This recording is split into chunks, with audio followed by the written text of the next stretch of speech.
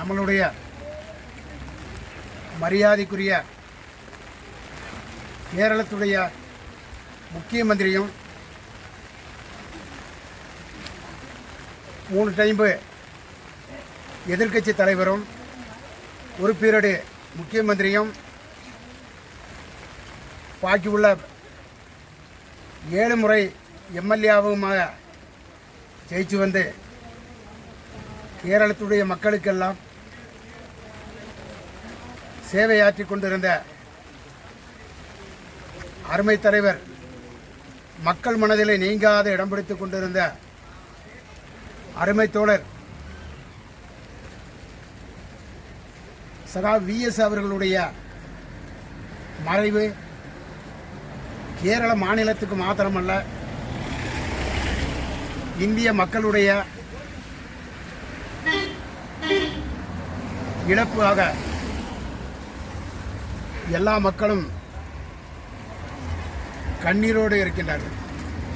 காரணம், தொழிலாளி வர்க்கங்களுக்கும் விவசாயிகளுக்கும் விவசாய தொழிலாளிகளுக்கும் இந்த நாட்டில் இருக்கக்கூடிய பாவப்பட்ட மக்கள் அத்தனை பேர்களுக்கும் பிரத்திய மூணாறில் இருக்கக்கூடிய பெண்ணுரிமை போராட்டம் வந்த பொழுது நடு ரோட்டில்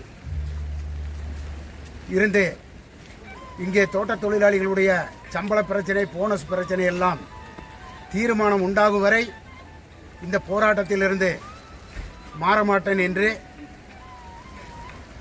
நம்மளுடைய மரியாதைக்குரிய கேரளத்துடைய முன் முக்கிய மந்திரி மறைந்த தலைவர் தோழர் விஎஸ் அவர்கள் கூறியது அது இப்பொழுதும் நீங்காத இடமாக கேரளத்துடைய தேயிலை தோட்ட தொழிலாளிகளுக்கு மனதில் இருக்கின்றது. அது மாத்திரமல்ல, 3400க்கும் அதிகமான தோட்ட தொழிலாளிகளுக்கு குட்டியார் வேலையில் நிலம் வழங்கப்பட்டது.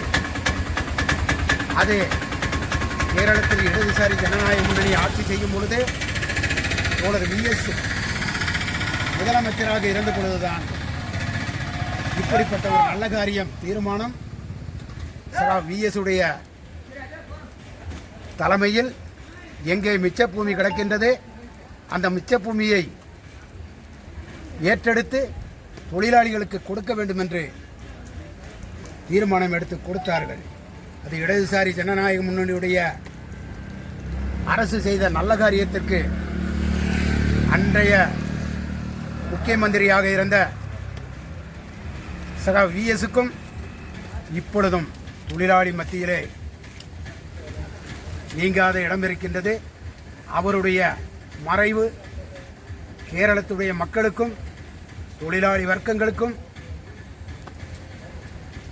இடதுசாரி ஜனநாயக முன்னணிக்கும் மார்க்சிய கம்யூனிஸ்ட் கட்சிக்கும் பேரிழப்பாக கருதுகிறோம் என்று கூறி விடைபெறுகிறேன்.